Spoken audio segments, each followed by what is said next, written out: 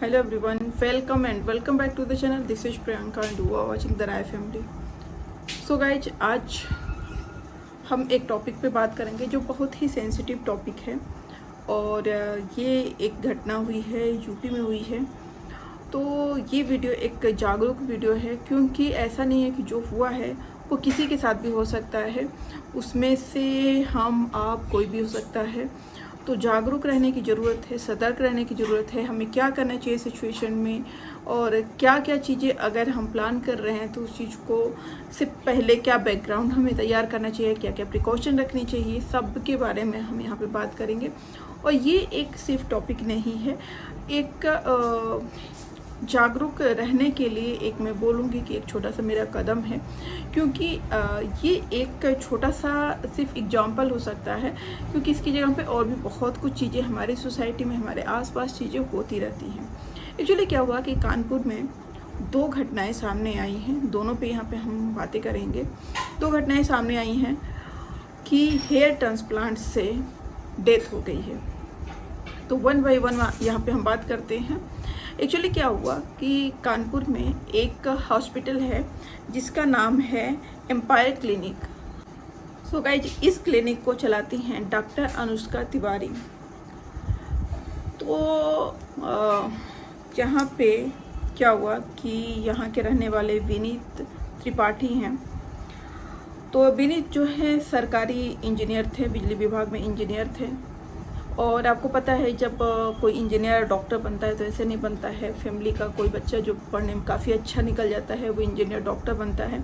अगर आप middle family से रहता है तो घर की बहुत सारी जिम्मेदारियां, बहुत लोगों की आशाएं उससे होती हैं।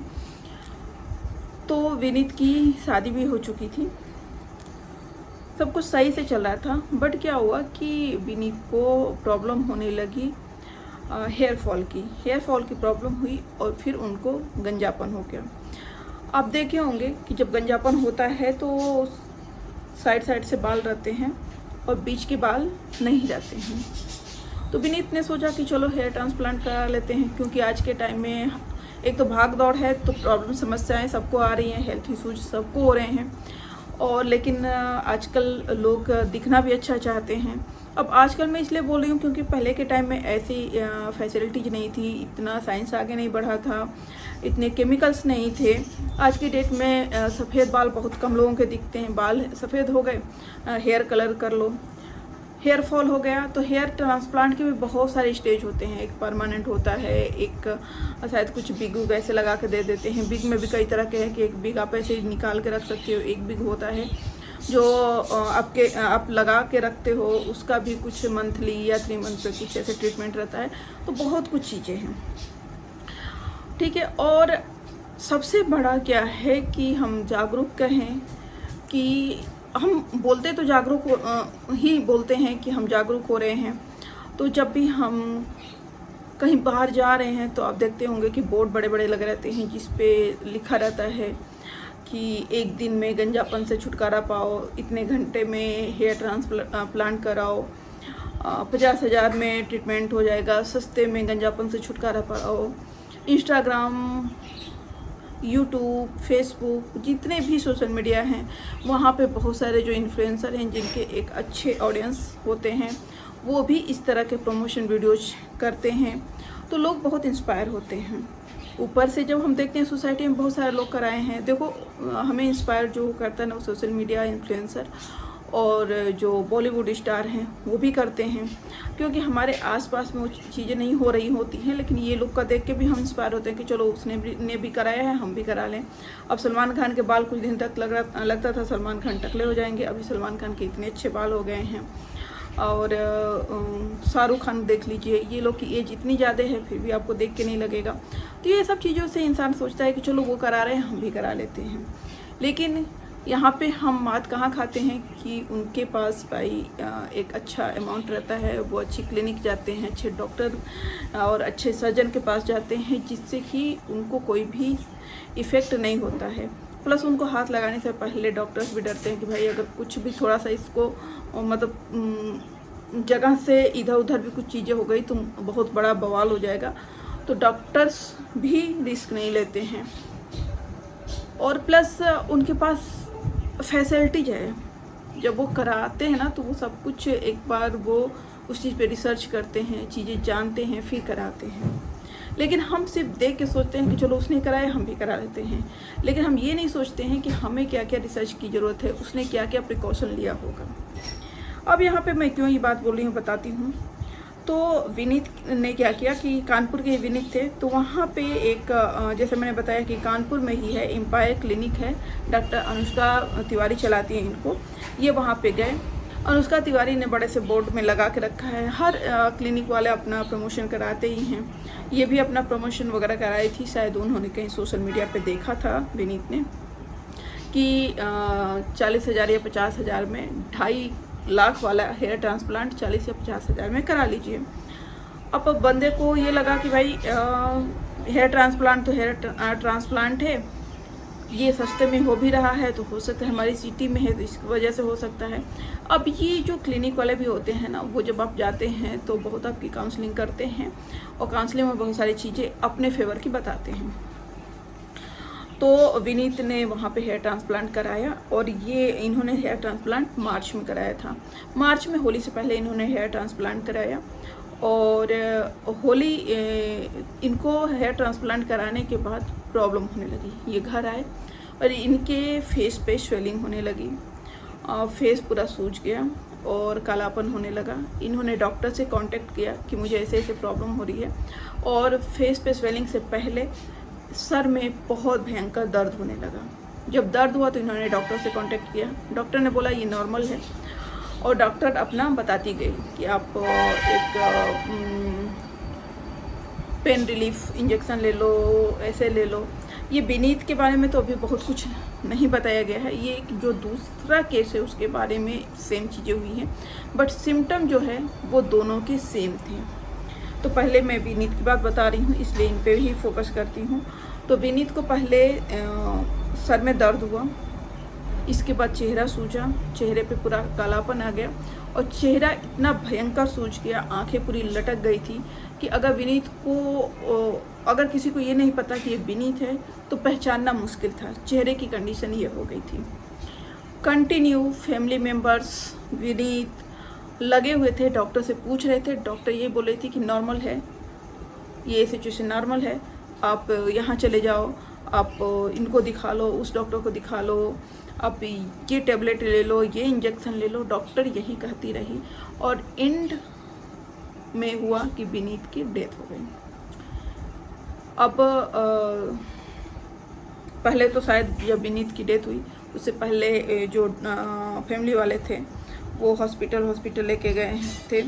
उसमें एक हॉस्पिटल है, हॉस्पिटल सरोज करके है कल्याणपुर में, उसमें वो लोग लेके गए थे।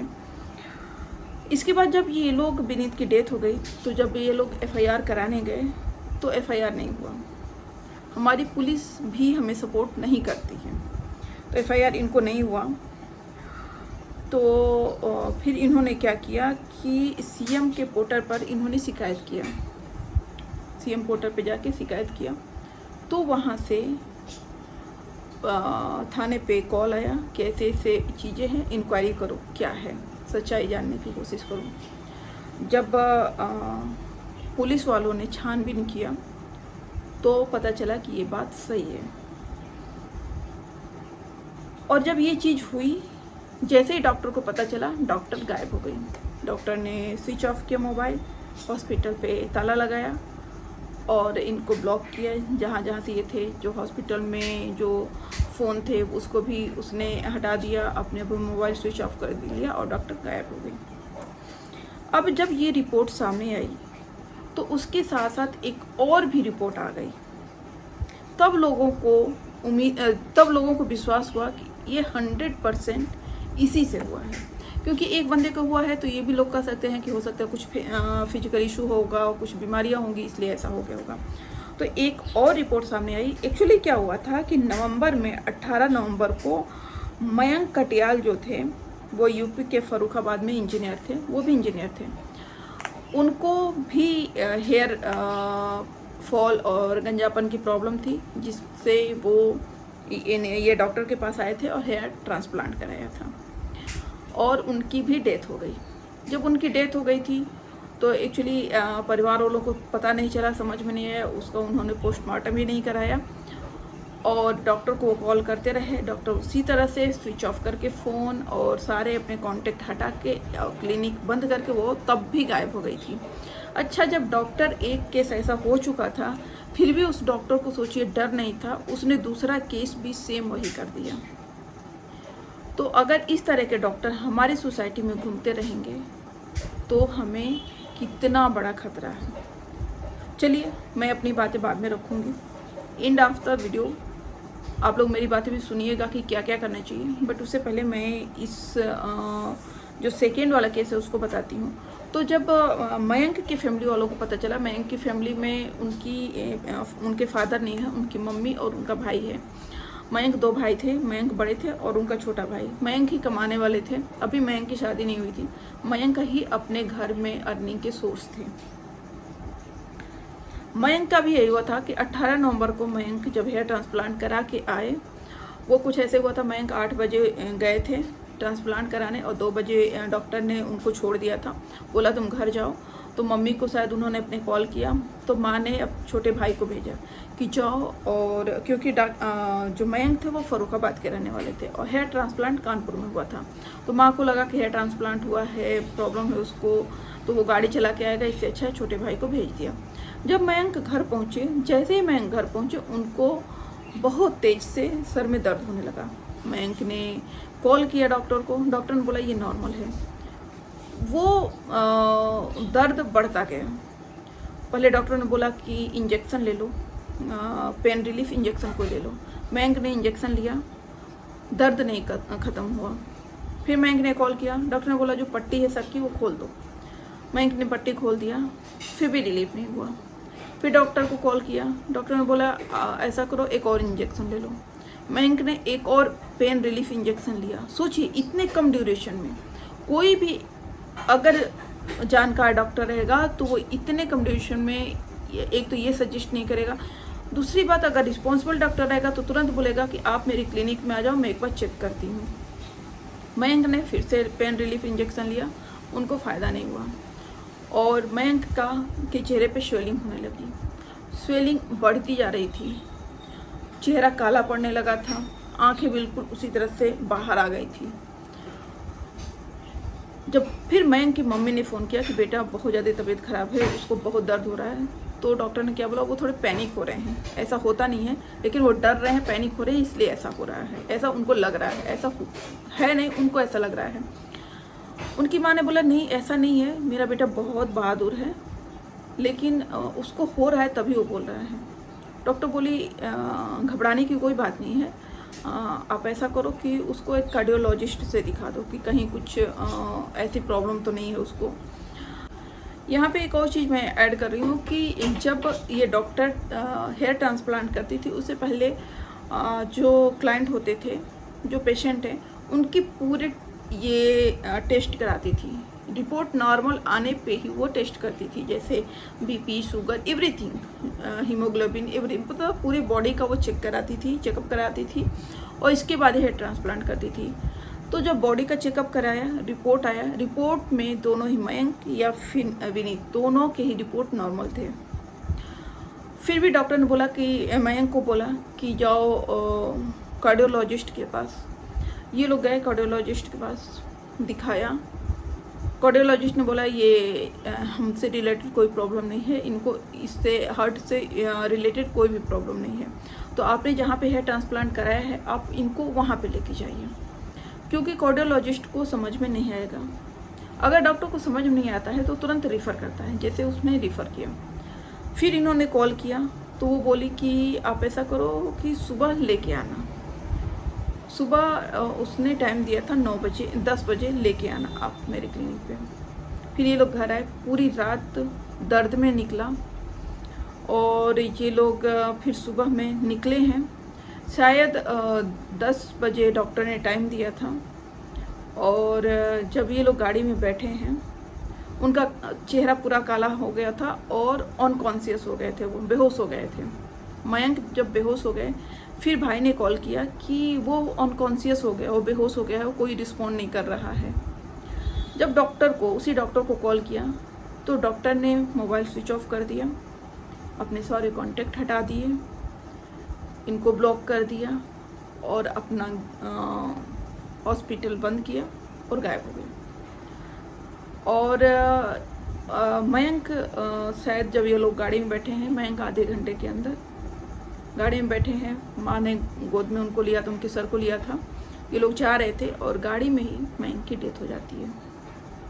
ये लोग पहुँचते हैं वहाँ, हॉस्पिटल बंद रहता है, डॉक्टर नहीं है, कुछ भी नहीं कर सकते, और ये आते हैं, अपना जो भी होता है आने के बाद वो चीज़ें कर लेते हैं। इसके बाद ये लोग शांत हो जाते हैं, क्योंकि जब लोग पूछते हैं, एक तो डॉक्टर इनको ब्लॉक कर देती है और शायद जब उस पर प्रेशर बना थोड़े दिन बाद एक दो लोग गए पूछने तो उसने बोल दिया उसको और हेल्थ रिलेटेड इशू रहे होंगे, क्योंकि हेयर ट्रांसप्लांट से ये चीज़ें नहीं होती हैं। अब परिवार में कोई था नहीं कुछ करने वाला, भाई छोटा था, भाई भी अर्निंग नहीं करता है, माँ भी बुढ़ी थी, कुछ कर नहीं सकती थी। अब और ऊपर से क्या होता है, फैमिली टूट जाती है। अगर फैमिली में इस तरह के इशूज होते हैं तो फैमिली कहती है अब लड़े किसके लिए, क्योंकि जब बंदा ही नहीं बचा है तो ये लोग शांत हो गए। लेकिन जब विनीत का केस आया सामने तो इन लोगों को हौसला मिला और ये लोग भी गए, FIR कराए। फिर पुलिस ने देखा कि ये सिचुएशन दोनों सेम सिचुएशन है, विनीत और मयंक दोनों को ही एक ही क्लिनिक में हेयर ट्रांसप्लांट हुआ है, डॉक्टर वही सेम डॉक्टर है और सिम्टम भी सेम आए थे। पहले सर में दर्द, फिर फेस पे स्वेलिंग, फेस काला हो जाना, आंखें बिल्कुल बाहर आ जाना, और दोनों की डेथ हो गई। जब पता लगाया गया, जब पुलिस ने पता लगाया तो पता चला कि वो जो डॉक्टर थी, डॉक्टर अनुष्का स्पेशली जो अपने को हेयर ट्रांसप्लांट स्पेशलिस्ट लिखी हुई है, बोलती है, वो एक्चुअली हेयर ट्रांसप्लांट स्पेशलिस्ट है ही नहीं, वो एक डेंटिस्ट है। अब आप बताओ, एक डेंटिस्ट को सिर्फ जो दांतों के डॉक्टर होते हैं उनको कुछ पढ़ाया नहीं जाता है, सिर्फ दांतों के डॉक्टर को ना सिर्फ इतना ही, सिर्फ माउथ में भी ना नेक वगैरह कुछ भी नहीं पढ़ाया जाता, सिर्फ दांत पढ़ाए जाते हैं। उनका जो सिलेबस होता है ना वो छोटा होता है। अब एक दांत का डॉक्टर हेयर ट्रांसप्लांट करने लगा, कुछ नहीं था, ये पैसा ही है। ज़्यादा पैसा कमाने के चक्कर में लोग पड़े हैं, गलतियां कर रहे हैं और लोगों की जान ले रहे हैं। जैसे वो कार्डियोलॉजिस्ट जो डॉक्टर था, वो हेयर के बारे में नहीं जानता था तो उसने रिफ़र किया, लेकिन ये डॉक्टर हेयर के बारे में कुछ भी इसको नहीं पता, इसको बॉडी के किसी और पार्ट के बारे में कुछ भी नहीं जानकारी, बट इसको ज़्यादा पैसा कमाने के लालच में इसने ऐसे बोर्ड डाला, ऐसे स्टार्ट किया था अपना सेटअप एक। और ये सुनने में आया कि खुद नहीं करती थी, ये दूसरों से कराती थी, ठीक है।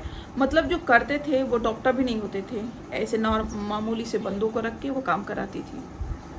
तो मैं यही बोलूँगी कि जब भी इस तरह की चीज़ें आप कराइए तो देखो, हेयर ट्रांसप्लांट कराना या इस तरह की चीज़ें, जैसे आप चाहे क्यों ना क्लिनिक ही छोड़ दो, आप ब्यूटी पार्लर में भी जाते हो तो आप एक बार क्योंकि देखो ये हेल्थ से रिलेटेड चीज़ें होती हैं। आप पार्लर में भी जाते हो ना, सोचते हो छोटी सी चीज़ें हो गई है। मेरा एक एक्सपीरियंस है, पार्लर से भी रिलेटेड मेरा पर्सनल है, कभी लगा तो मैं शेयर करूँगी या फिर मैं करूँगी, क्योंकि अवेयरनेस के लिए ज़रूरी होता है।